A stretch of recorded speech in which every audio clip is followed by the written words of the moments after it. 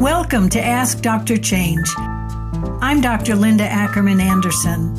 I'm happy to have you join me today to explore how to seriously up-level your leadership and consulting to transformational changes, all through conscious change leadership. Welcome. Today's episode responds to a question I get a lot of. How do we get people's attention when our current reality has been really successful and is really entrenched? We've been at it a long time. So many organizations are functioning in long-standing, tried and true ways of operating, producing the same outcomes. When it's time to make a change in that reality, it's essential to get people's attention. That change is needed, essential, and really going to happen. It's not just flavor of the month. This is something we need to take on collectively. We can't wait it out, although a lot of people think, okay, I'll just wait this out. Or maybe a change of command will get in the way of making this happen and we won't have to do it. Or if I dig in my heels, maybe I won't have to go through this. The idea of, I've talked a lot about resistance, but we need to be able to get people's attention, especially if our change is transformational, which means a major shift in reality, a major change in the way the organization operates or what services or products it provides, or perhaps a way in which the culture and its norms are currently functioning. Perhaps there's an ethics issue, whatever it is. There's something that needs to be radically different, and it's very different than the way it's been for decades. That's the set of circumstances we're dealing with here. How do we get people's attention? Our strategy is to design what we call bold actions to wake people up, to alert them, to stir the pot, to rock the boat, to specifically not make them comfortable, not have this be easy, but to get their attention to say, this is what we need to do, and this is actually going to happen. So I wanted to describe a little bit more about what a bold action is and its qualities, because this is important in terms of you designing these. They also, by the way, get designed very early on in your change strategy. I'll talk a little bit more about that. Bold actions are designed to get people's attention about a new behavior, a new circumstance, a new product, a new service, a new way of operating. They need to demonstrate a different reality or the need for a different reality, perhaps a very different future. They can be exciting and compelling or threatening and attention-getting. The outcome needs to be people being compelled to realize they need to take on the change. Really important is honoring the past, so that people aren't immediately resistant to say, you're telling me I'm a failure or what I've been doing is wrong. It's a matter of honoring the past so that people can let it go and move into the future you're asking them to take on. It's more than an event, although frequently they're described or designed as events. It's a process that requires design, determining when and where it's going to happen, setting it up, delivering it, following up, and reinforcing. That's the bold action process. Design, determine when and where, set it up, deliver, follow up, and reinforce. The key message out of a bold action is we are serious about this change and we need you with us. This is an attention getter to say, please, if not please, you must be in the boat with us. And this is how and why. So this really goes at the psyche, the emotions that get people's attention. I want to give you a variety of examples, and then you can be thinking for yourselves in your own transformations, what kinds of bold actions might be needed because people are complacent, or they're not believing, or they're resisting. So here are a variety of examples of things that we've either seen, heard about, or done. The easiest, of course, is a big splash announcement. done in a very different way, whether it's live, face-to-face, in group, video, whatever it is, perhaps a bold announcement of something radically different. I will share with you, as much as it is an example, it's the least impactful because it doesn't necessarily get people engaged. Another example is a change of leadership. Who gets promoted and why? People immediately start interpreting promotions or demotions, or people retiring or being asked to retire or put on special assignment. So any shift in leadership has the possibility of a major message buried in it for people to understand.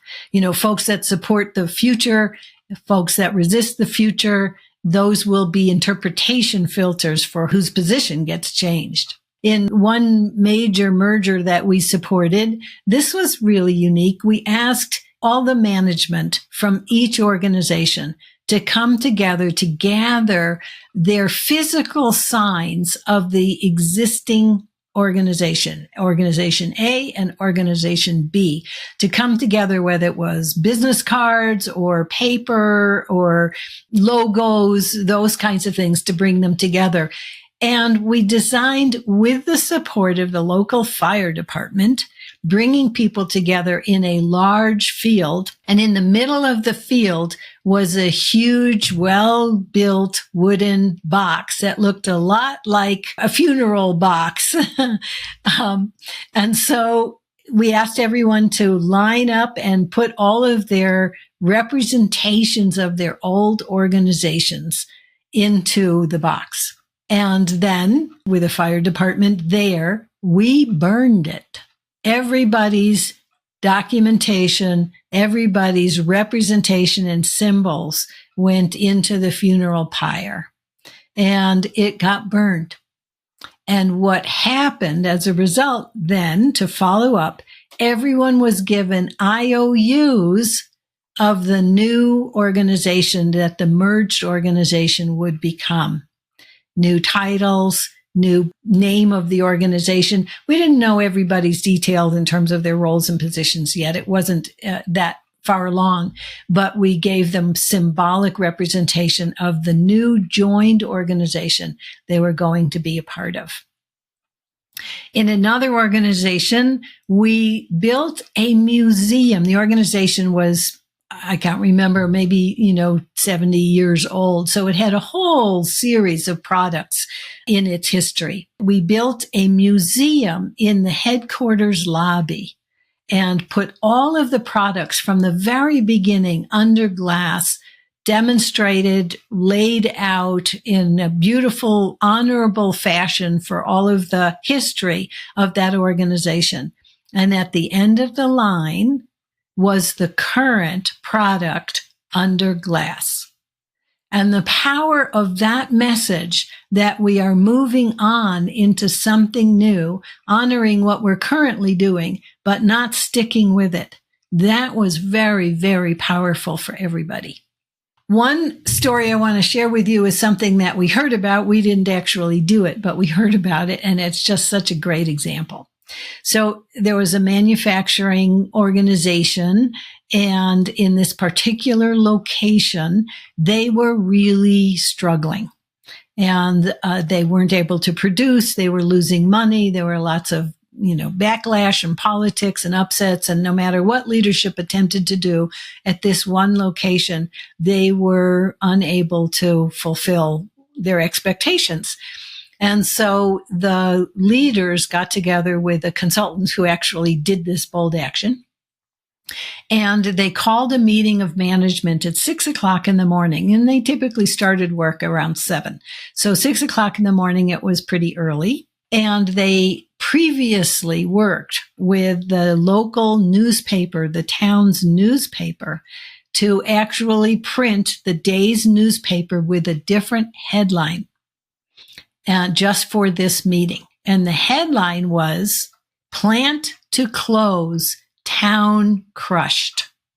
Sitting at everybody's place around the conference table at 6:00 in the morning was this newspaper with this headline, "Plant to Close, Town Crushed."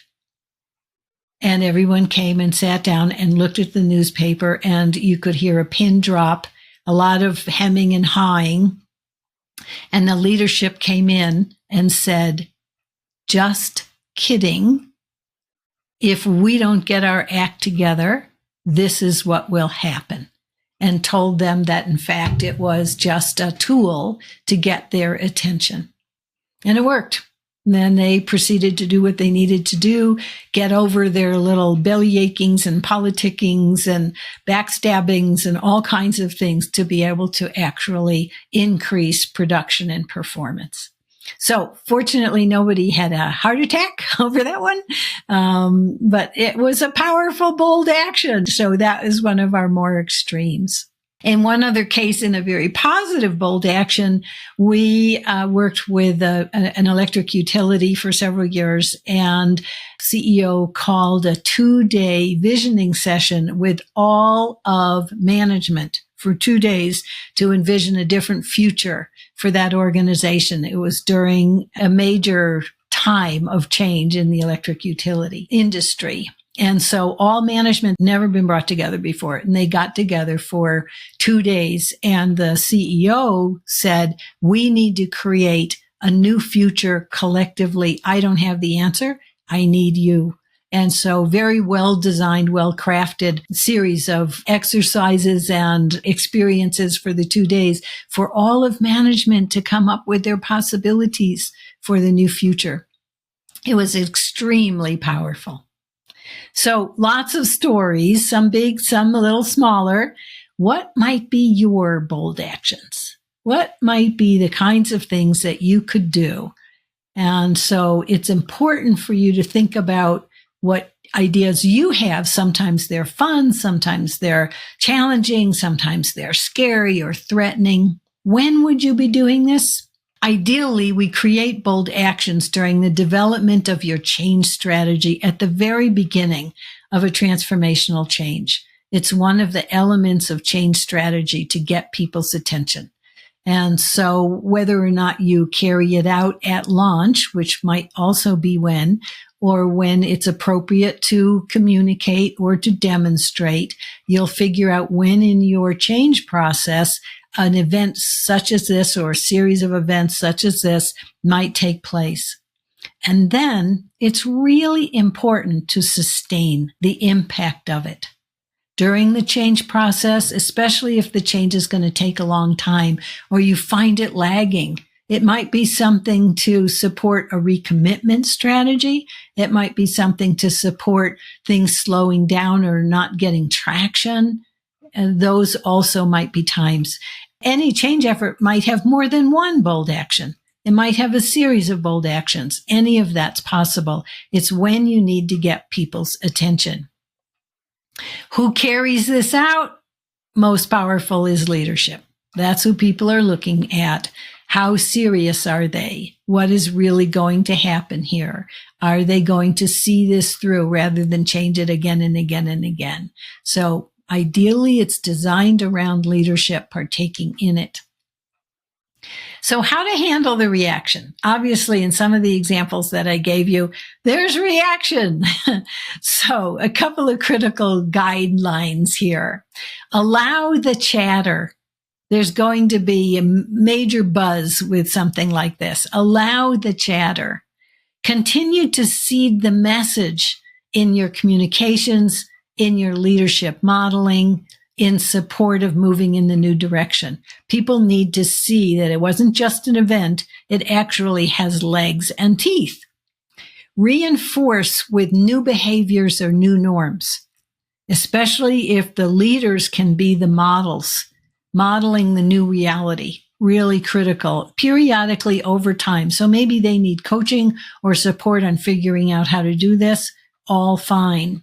Address your naysayers and any negative rumors. I mean, people put spin on things. I mean, we see it all the time in politics.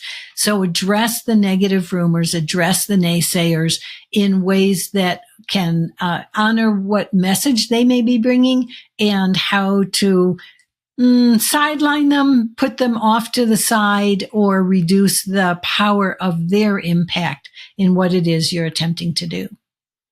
Keep the new direction visible.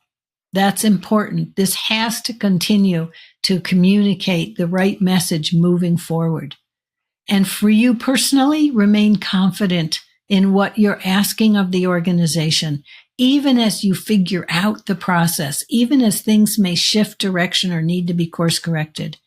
You need to remain confident in moving ahead, not blindly, because sometimes there's information in the organization of the need to actually make a course correction, but your confidence in the message of the bold action needs to remain consistent. Bold actions, really important.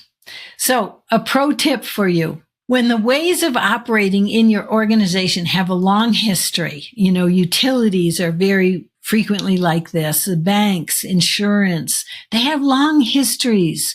And so this is a strategy to carefully consider, carefully design, and deploy.